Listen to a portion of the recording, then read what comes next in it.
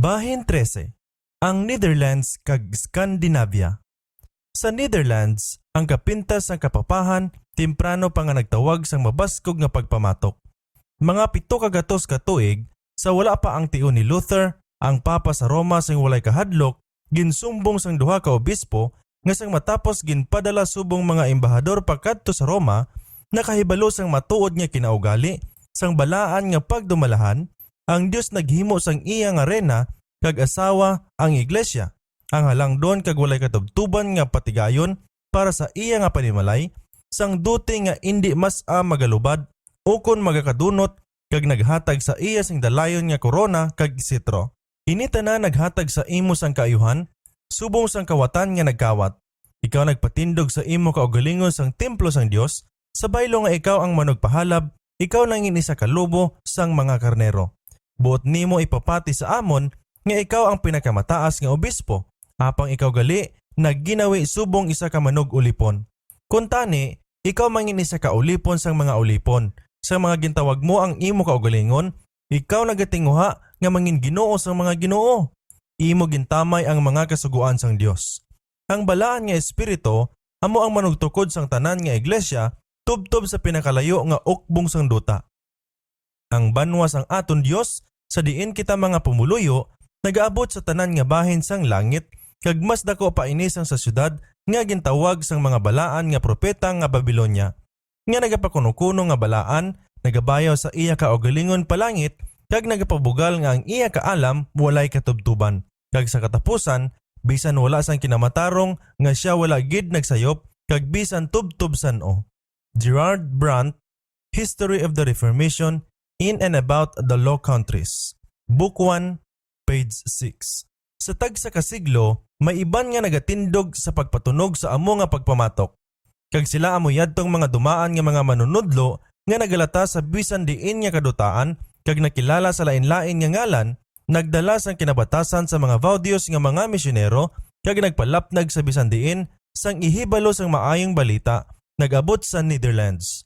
Ang ilang mga pagtulunan naglapta sing madasig. Ang Biblia nga Waldensian ila nga ginbadbad sa pulong nga Dutch. Sila nagpahayag nga sini may dako nga bintaha. Wala sing linahog-lahog nga pato-pato nga sugilanon, sunlog, wala sang pagdaya, apang mga pulong sang kamatuoran. Nga sa pagkamatuod, mayara nga iban nga bahin nga matig-a nga parte, apang ang utukan kag katamis ang maayo kag balaan sang mahapos lang masapwan dire. Gerald Brandt, History of the Reformation in and about the Low Countries, Book 1, page 14. Inaamo ang ginsulat sang mga abyan sang dumaan nga pagtuo. Sa ikanapulog duha ka siglo, karon nagsugod ang Romanista nga paghingabot, apang sa tunga sa mga pagsunog kag pagpasakit, nagpadayon ang pagdamo sa mga tumuluo, sang mabakod nagbantala nga ang Biblia amo lang gid ang walay pagkasayop nga otoridad sang relihiyon, kag nga wala sang tawo nga kinahanglan piliton sa pagtuo, apang kinahanglan daogon paagi lang sa pagtudlo. Martin, Volume 2, page 87. Ang mga pagtulunan ni Luther nakalambot sang sa nagapang-abi-abi nga duta sang Netherlands kag nagtindog ang mga matutom kag mahimulaton nga mga tawo sa pagwali sang maayong balita. Halin sa isa sa mga probensya sang Holland, amo si Mino Simons. Nagtuon sa Romano Katoliko kag gintakdungan bilang isa ka pari sing bug-o siya walay nahibaluan sa Biblia kag indi siya magbasa sini bangod sa kahadlok nga magpatalang sang pagkairihi. Sang ang pagduha-duha naghanungod sa mesa, sa doktrina sa pagbaylo sa tinapay kag bino sa lawas kag dugo ni Kristo, nagpilit sa pagbukas sa iya pangunahuna. Gintamod niya ini nga isa ka pagtilaw halin kay Satanas kag pinaagi sa pangamuyo kag pagkumpisar, iya gintinguan ang paghilway sang iya kaugalingon halin sini, apang sa walay pulos. Paagi sa pagkadto sa mga talan-awon sang kalipayan, iya gintinguan ang pagpahipos sang nagaakusar nga tingog sang konsyensya, apang ini wala nakabulig. Tapos sa isa kation, siya natuytuyan sa pagtuon sa bag-o nga katipan, kag upod sa mga sulat ni Luther, ini naghimo sa iya sa pagbaton sa reforma nga pagtuo. Madali lang, tapos ini iya nasaksihan sa kaingod nga minuro ang pagpugot sang ulo sa isa ka tawo nga nagpatugmaw liwat. Ini nagtuytoy sa iya sa pagtuon sang Biblia nahanungod sa pagpatugmaw sang bata. Wala sing ano nga pamatuod ang iya nakita sini halin sa kasulatan, apang iya nasapuan nga bisan diin ang paghinulsol kag pagtuo amo ang ginakinahanglan agud makabaton sang pagtugmaw. Si Mino nagbiya sa simbahan nga Romano kag naghalad sang iya kabuhi sa pagtudlo sa mga kamatuoran nga iya nabaton. Sa duog sang Germany kag Netherlands, isa ka kabon sa mga panatiko ang nagtuhaw, nagsaktag sa kaladlawan kag magamo nga mga doktrina nga nagbaliskad sang kalinong kag kaugdang nga nagdulong sang kagamo kag pagribok. Nakita ni Mino ang makahaladlok nga resulta nga sa diin ining mga hublag nagpadulong kag siya mapagsik nga nagigbatok sa sining sala nga pagtudlo kag malain nga mga padihot sa mga panatiko.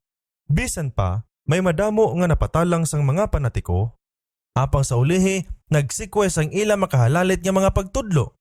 Kag may ara pagid madamo nga nabilin nga kaliwat sang dumaan nga mga Kristohanon, mga bunga sang pagtuluhan sa mga Waldenses. Sa tunga sining mga kabon, si Mino nagpangabudlay nga may dako nga kahugod kag kadalag-an. Sa 215 ka tuig, siya nagpanglakatan upod sa iya asawa kag mga anak. Ginantos nila ang dalagko nga kalisod kag kakulangon. Kag sing masami, napahamtang sa peligro ang iya nga kabuhi. Siya naglata sa Netherlands kag sa aminhan nga bahin sang Germany, nagpangabudlay sing labi sa tunga sa mga kubos nga katilingban, apang nagpakita sang malapnag nga impluwensya. Unay nga matigda, bisan nakaagom lang sang jutay nga edukasyon, siya sa isa ka tawo nga may di mationg nga integridad, sang mapinaubuson nga espiritu kag malulo nga kinabatasan, kag maminatud-on kag mahanauton nga katutom nga ginpakita sa iya kabuhi ang mga pagsulundan nga iya ginatudlo kag siya nakaangkon sa pagsalig sang katabuhan. Ang iya mga sumulunod naglilapta kag ginpanghingabot. Sila nagantos sing labi sa ila pagpakigsumpong sa mga panetiko nga Munsterites. Apang madamo nga katawuhan ang nagliso sa idalom sang iya nga pagpangabudlay. Wala sa bisan diin nga ang reforma nga pagtuo ginbaton sa madamo nga mga katawuhan kaysa Netherlands.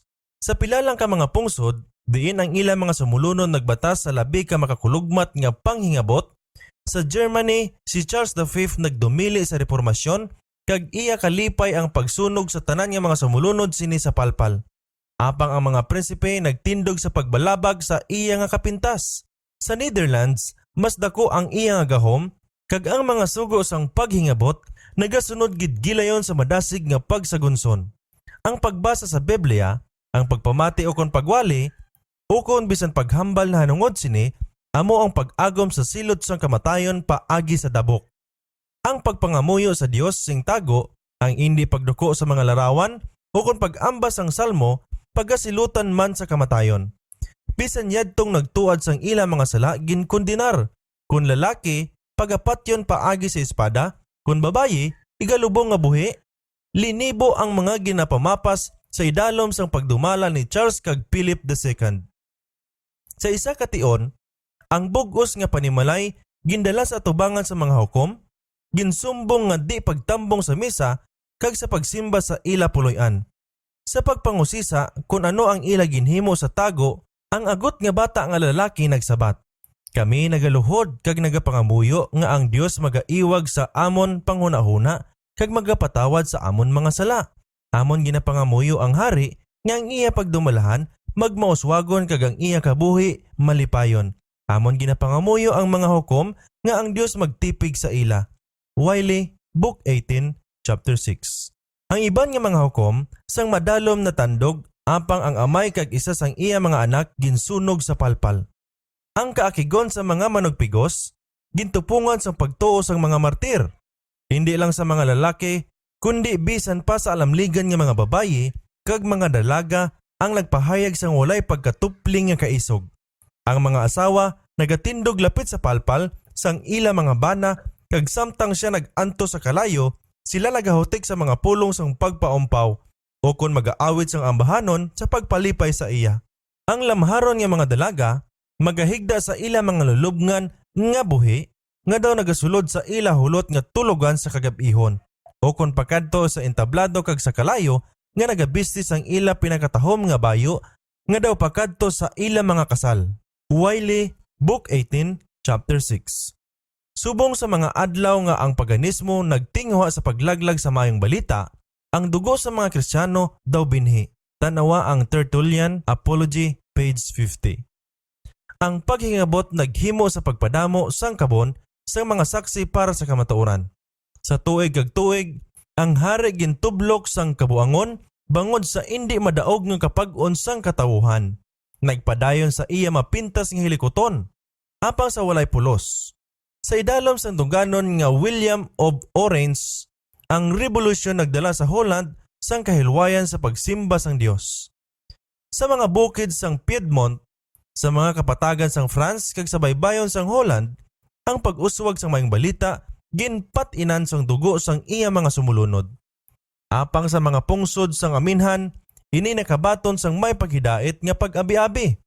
Ang mga tumuluon sang Wittenberg nagbalik sa ilang mga puloy-an nga nagadala sang reforma nga pagtuo sa Scandinavia. Ang pag-imprinta sa mga sinulat ni Luther nagpalapnag man sang kapawa. Ang mga yano kag mabakod nga mga katawuhan sa aminhan nagbiya sa mga kagarukan, mga kadayawan kag kadiwatahan sa Roma sa pagbaton sa pagkaputli, pagkayano kag nagatubod sang kabuhi nga mga kamatuoran sang Biblia. Si Tausen, ang reformador sa Denmark, anak sang isa ka mangunguma. Ang bata nagpakita sang temprano nga ebidensya sa mga baskog nga panghuna-huna.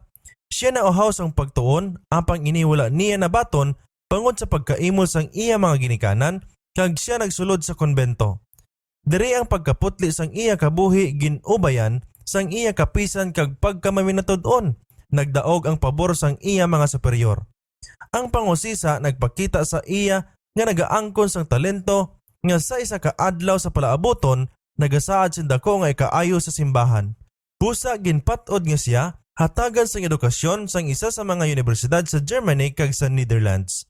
Ang pamatanon nga estudyante ginhatagan sang pahanugot sa pagpili sang iya kaugalingon sang isa ka eskwelahan sa isa ka kondisyon nga hindi siya magkadto sa Wittenberg. Ang scholar sang simbahan kinahanglan nga indi mas mapahamtang sa katalagman sa hilo sang erehiya. Sing amo naghambal ang mga praile. Si Tausen nagkadto sa Cologne nga halin pa sang una amo ang isa sa mga pamakod sang Romanismo. Diri sing madali siya natak-an sa mga mistisismo sa mga manunudlo. Sa amo man nga tion, siya nakabaton sa mga sinulatan ni Luther. Siya nagbasa sini nga may katingala kag kalipay kag sing dako nga naghandom sa kalipay nga matudloan mismo sang reformador. O galing sa paghimo sini, siya may peligro sa kaakig sang iya mga labaw sa konbento kag ang pagkadula sang iya pagsuporta. Ang iya nga desisyon sing madali na patod kag wala madugay, siya nagsulod sa eskwelahan sa Wittenberg. Sa iya pagbalik sa Denmark, siya liwat nagkadto sa iya konbento. Subong wala pa sing isa nga nagduha-duha sa iya sang Lutheranismo, wala niya ginpahayag ang iya nga sekreto apang nagtinguha sa wala pagpukaw sang kaakig sa iya mga kaupdanan sa pagtuytoy sa ila sa labi ka putli nga pagtuo kag labi ka balaan nga kabuhi. Iya ginbuksan ang Biblia kag ginsaysay ang iya matuod nga kahulugan kag sang ulihi ginwali niya si Kristo nga amo ang pinakamatarong sang makasasala kag iya bugtong nga paglaom sang kaluwasan. Dako gid ang kasingkal sang iya nga superior nga may mataas nga handom sa iya nga manginbantog nga sumalakdag sang Roma. Sa galayon siya ginpahalin sa iya nga konbento kag ginsaylo sa isa ka selda sa idalom sang mapiot nga pagbantay. Sa kahadlok sang iya mga bag-o nga mga manugtatap, ang pila sa mga monghe sa madali nagpahayag sa ila kaugalingon nga nagliso sa pagka-protestante. Paagi sa mga rehas sa iya bilangguan, si Tausen nakigsugilanon sa iya mga kaupdanan sa ihibalo sang kamaturan. Kunyad tong mga pare sang Danis, sampaton pa sa hinyo sang simbahan sa paghisayo sang pagkaerehe, ang tingog ni Tausen kung tani hindi nagid mabatian liwat. Apang sa baylo sang pagtugyan sa iya sa lulubgan sa isa ka buho bilangguan, siya ila nga ginpahalin sa konbento. Karon wala na sila sing gahom. Ang sugo sang hari nga bag-o lang ginpagwa, nagatanyag sang pagpangapin sa mga manunudlo sang bag-o nga pagtuo. Si Tausen nagsugod sa pagwali. Ang mga simbahan ginbukas sa iya kag ang mga katawuhan nagdugok sa pagpamati. Ang iban man nagwali sa pulong sang Dios. Ang bag-o nga katipan niya ginbadbad sa Danis nga hinambalan sang masangkad nagpalapnag. Ang pagpangabudlay sa mga makipapa sa pagpugong sini nagresulta sa iya nga paglamuot kag sa wala madugay ang Denmark nagpahayag sa iya pagbaton sang bag-o nga pagtuo. Sa Sweden man, ang mga pamatan-on nga lalaki nga nakainom sa bubon sa Wittenberg nagdala sa tubig sang kabuhi sa ilang mga kasimanwa. Duha sa mga pangulo sang reformasyon sa Sweden, si Olaf kag si Laurentius Petri, mga anak sang manugsalsal sang Orebro, nagtuon sa idalom sang paghanas ni Luther kag ni Melanchthon, kag niyan ang mga kamatuoran nga ila nahibaluan mapisan nga ila ginatudlo. Kaangay sang bantog nga reformador, si Olaf nagpukaw sa mga katawuhan sa iya nga kainit kag katigda, samtang si Laurentius subong kay Melanchthon mainalamon, mahuna-hunaon kag mahipuson. Ining duha nga mga tawo sang masidla nga pagkadyusnon, sang matayog nga teolohiko nga naaguman, kag sang indi matupli nga kaisog sa pagpalapnag sang kamatuoran. Ang pagpamatok sang mga makipapa wala magkulang. Ang mga pari nga Katoliko nagbuyog sa ignorante kag mapatipatihon nga katawuhan. Si Olaf Petri sing masamay ginasaruso sang hubon sang mga kriminal kag sang pila ka mga tion nakapalagyo sa iya nga kabuhi. Apang ining mga reformador walay sapayan, ginpaboran kag ginapinan sang hari. Idalom sa mando sang simbahan nga Romano, ang katawuhan nagusmod sa kapobrihan kag ginpudpod paagi sa pagpigos.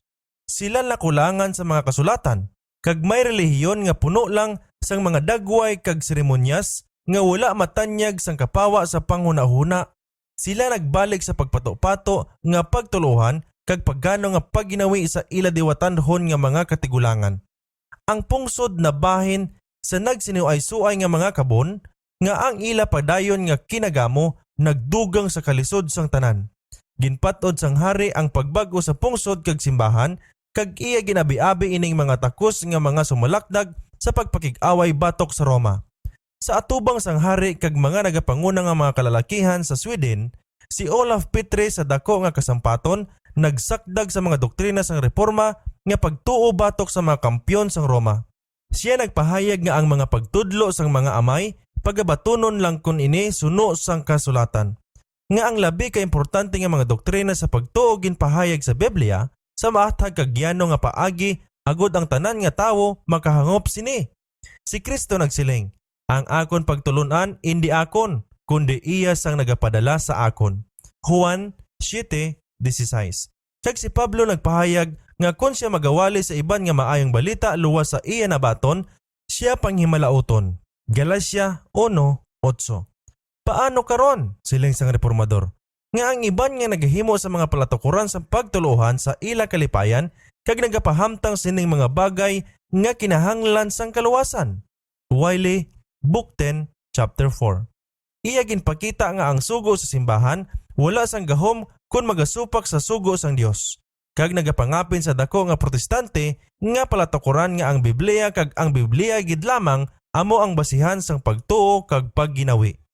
Ini nga pagsumpunganay, bisan ginhiwat sa kubos nga palagwaan kun ikumpara, nagpakita sa aton ang kaangay sa mga tawo nga nagdihon sa ranggo kag pila sa mga kasuldadusan sa mga reformador.